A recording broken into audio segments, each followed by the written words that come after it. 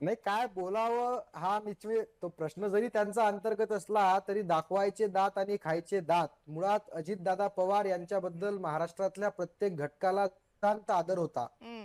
शब्दाचा पक्का असलेला दादा. आज दोन गोष्टी प्रामुख्याने वाटतात की एक तर दादांच्या पक्षात कोणी ऐकत नसेल, हम्म.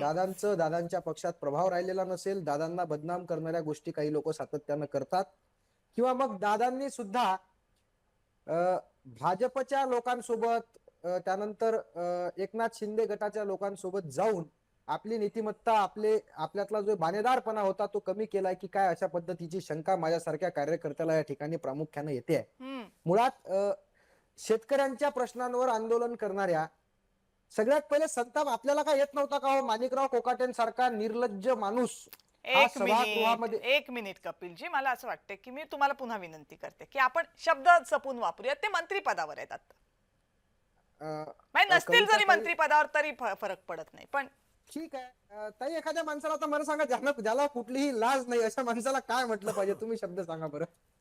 बरं, ज्यांना लाज नाही असं म्हणा, पण प्लीज माझी विनंती म्हणून मान्य बरं, करा. कुठलीही लाज बाळगत नसलेला, ऐका ना आता बोलतोय, कुठलीही लाज बाळगत नसलेला माणिकराव कोकाटेंसारखा एक ग्रहस्थ, या देशाचा या राज्याचा नागरिक, जे सध्या कृषी मंत्री, त्यावेळी कृषी मंत्री पदावर होते, ते सभागृहामध्ये शेतकऱ्यांच्या महत्वाच्या प्रश्नांवर चर्चा चालू असताना रमी खेळतात. याचा संताप गल्लीतल्या शेतकऱ्यांपासून आपल्यासारख्या, ज्याच्या डोक्यावर स्वतःचा मेंदू आहे, ज्याची सत्सद विवेक बुद्धी आहे, अशा सगळ्या शेतकऱ्यांना त्याचा प्रचंड राग आलेला होता.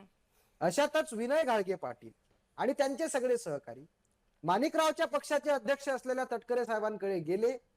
त्यांनी पत्ते त्यांच्या टेबलवर फेकले. त्यांना सांगितलं की हे पत्ते घ्या, तुमच्या त्या माणिकरावला द्या आणि त्यांना सांगा की सभागृहात पत्ते खेळू नका, पत्ते आपल्या घरी जाऊन खेळा. यात त्यांचं कुठेही चुकलेलं नाही.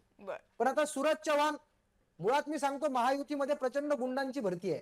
हा, गुंडांची भरती आहे. गुंडांचे म्हणजे जे काही मवाली, गुंड, भ्रष्टाचारी, बलात्कारी, लुच्चे, लफंगे, हे सगळे कुठे पाहायला मिळतील? तर भाजप, शिवसेना आणि अजित पवारांच्या राष्ट्रवादीत पाहायला मिळतात.